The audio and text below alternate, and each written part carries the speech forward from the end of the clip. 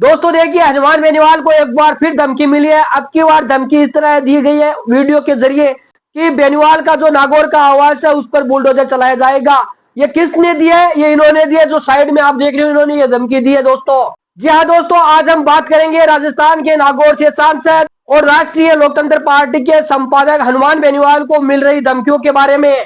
यह मामला हाल ही में सुर्खियों में रहा है। जब हनुमान बेनीवाल एसआई भर्ती को लेकर धरना दे रहे थे, उस समय उन्होंने ऐसे बयान दिए थे हनुमान बेनीवाल ने, जिससे वो सुर्खियों में रहे। जब करनी सेना के राष्ट्रीय अध्यक्ष राज शेखावत ने बेनीवाल के घर पर बुलडोजर चलाने की धमकी दी, तो यह मामला और तूल पकड़ने लग गया। सोशल मीडिया पर लगातार आरोप प्रत्यारोप लग रहे हैं। आइए इस पूरे मामले को विस्तार से समझते हैं। नमस्कार दोस्तों, एक बार फिर से हनुमान बेनीवाल को धमकी मिली है। अब की बार धमकी करनी सेना ने दी है। बाकायदा वीडियो जारी करके धमकी दी गई है कि जो नागौर में हनुमान बेनीवाल का घर है उस पर बुलडोजर चलाया जाएगा 8 जून को। और देखिए, यह मामला हाल ही में सुर्खियों में रहा है, जब करनी सेना के अध्यक्ष राज शेखावत ने बेनीवाल के घर पर बुलडोजर चलाने की धमकी दी है। और वैसे देखिए, पुलिस ने इस मामले में अभी तक कोई आधिकारिक कार्रवाई की सूचना नहीं दी है, लेकिन बेनीवाल के समर्थकों ने मांग की है कि राज शेखावत के खिलाफ सख्त से सख्त कार्रवाई हो। हनुमान बेनीवाल एक बार फिर अपने विभाग और बयानों और सामाजिक मुद्दों पर मुखरता के कारण सुर्खियों में है। करनी सेना की धमकी और उसके बाद माफी ने इस मामले को और जटिल बना दिया है। लेकिन बेनीवाल का कहना है कि वे डरते नहीं है, न झुकते हैं। उनके समर्थकों का मानना है कि यह विवाद उनकी लोकप्रियता को और बढ़ाएगा। क्या यह मामला राजस्थान की सियासत में नया रंग भरेगा? ये तो वक्त ही बताएगा। अब करनी सेना के राष्ट्रीय अध्यक्ष राज शेखावत ने बेनीवाल को निशाना बनाया है। करनी सेना के राष्ट्रीय अध्यक्ष राज शेखावत ने हनुमान बेनीवाल के खिलाफ एक वीडियो जारी किया। इस वीडियो में उन्होंने बेनीवाल के घर पर 8 जून 2025 को बुलडोजर चलाने की धमकी दी है। ये धमकी बेनीवाल के एक बयान से उपजी, जिसमें उन्होंने राजस्थान के राजा रजवाड़े और इतिहास को लेकर कुछ टिप्पणियां की थी।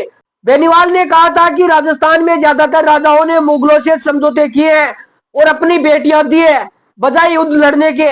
बेनीवाल का यह बयान क्षत्रिय समुदाय और करनी सेना को नागवार गुजरा। राज शेखावत ने इसे अपने पूर्वजों और क्षत्रिय समुदायों के सम्मान पर हमला माना है। उन्होंने अपने सैनिकों को तैयार रहने का आह्वान किया है और बेनीवाल को मुंह तोड़ जवाब देने की बात कही है। अब देखिए, इस धमकी के बाद सोशल मीडिया प्लेटफॉर्म एक्स पर भी कई पोस्ट वायरल हुए हैं।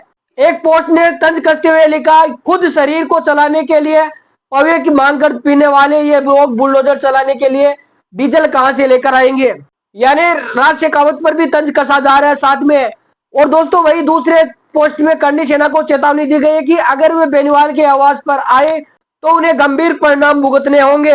अब देखिए दोस्तों, हनुमान बेनीवाल को पहले भी कई बार धमकियां मिल चुकी है। ये कोई नया मामला नहीं है। हनुमान बेनीवाल को धमकियां मिलना पुराना ही वाक्य है। लगातार उनको धमकियां मिलती रहती है, ये कोई नई बात नहीं है। 2020 में गैंगस्टर पपला गुर्जर और जगन गुर्जर के समर्थन लाला गुर्जर ने एक यूट्यूब वीडियो के जरिए बेनीवाल को जान से मारने की धमकी दी थी। ये धमकी बेनीवाल के एक ट्वीट के जवाब में थी, जिसमें उन्होंने राजस्थान सरकार पर गैंगस्टर पपला गुर्जर को पकड़ने में नाकामी का आरोप लगाया था।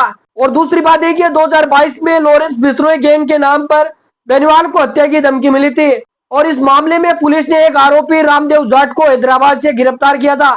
ये तस्वीरें आपके सामने है। और इसके बाद देखिए, बेनीवाल की सुरक्षा भी बढ़ा दी गई थी और उनके घर पर 8 कमांडो तैनात किए गए। जनवरी 2024 में खुफिया जानकारी के आधार पर पुलिस ने बेनीवाल की सुरक्षा में फिर से इजाफा किया। ये जानकारी सामने आई थी, उनकी जान को गंभीर खतरा है। हालांकि ये स्पष्ट नहीं हुआ कि खतरा किससे था। बेनीवाल ने खुद कहा कि सरकार ये नहीं बता रही है कि उनकी जान को खतरा किससे है और किसने उनकी सुपारी दी है। आखिर दोस्तों, करनी सेना ने बेनीवाल के घर पर बुलडोजर चलाने की धमकी क्यों दी? अब देखिए, करनी सेना की धमकी का मुख्य कारण बेनीवाल का वो बयान था जिसमें उन्होंने राजस्थान के इतिहास और राजा रजवाड़ों पर टिप्पणी की। बेनीवाल ने कहा था कि राजस्थान में ज्यादातर राजाओं ने मुगलों से युद्ध लड़ने के बजाय समझौते किए और अपनी बेटियां दी है। यह बयान क्षत्रिय समुदायों के लिए अपमानजनक माना गया। करनी सेना और जो क्षत्रिय समुदायों का प्रतिनिधित्व करती है और उन्होंने अपने सम्मान पर हमला माना है। और इसको लेकर देखिए, हनुमान बेनीवाल को धमकी दी गई है कि उनके घर को 8 जून को बुलडोजर से उठा दिया जाएगा। और देखिए, दोनों ही तरफ से 8 जून को लेकर दोनों कार्यकर्ता उत्सव है और लगातार एक दूसरे पर टिप्पणियां कर रही है। अक्सर कई यूजर्स ने इस मुद्दे पर अपनी राय दी। शिवम यादव जी ने लिखा, करनी सेना का राज शेखावत और 8 जून को हनुमान बेनीवाल के घर बुलडोजर और आधुनिक हथियारों के साथ कूच करेगा। मेरे जाट भाइयों इस बार इसका परमानेंट इलाज कर देना। यानी करनी सेना को भी कहीं का नहीं छोड़ने की तैयारी भी अब की बार दोस्तों, उनको भी एक बार फिर से लपेटने की बात कही जा रही है ट्वीट के अंदर। आपस में दोनों तरफ के कार्यकर्ता देखिए आरोप प्रत्यारोप लगता रहता है। वही विकास बारमेरी और सरीका ने कहा इस धमकी को हाल राजस्थान का हिस्सा बताते हुए सरकार की चुप्पी पर सवाल उठाए हैं। अब देखिए करनी सेना की धमकी के बाद मामला तूल पकड़ने लगा और सोशल मीडिया पर बेनीवाल के समर्थकों ने करनी सेना के खिलाफ तीखी प्रतिक्रिया दी।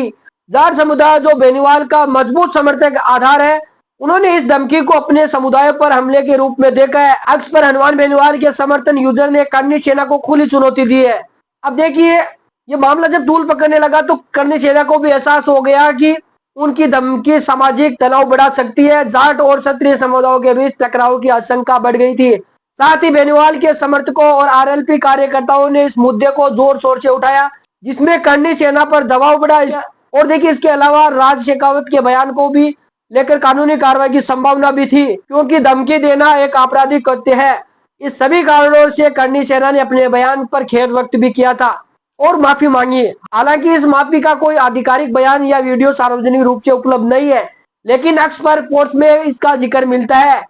ये घटना के बाद बेनीवाल की सुरक्षा को लेकर फिर से सवाल उठे हैं।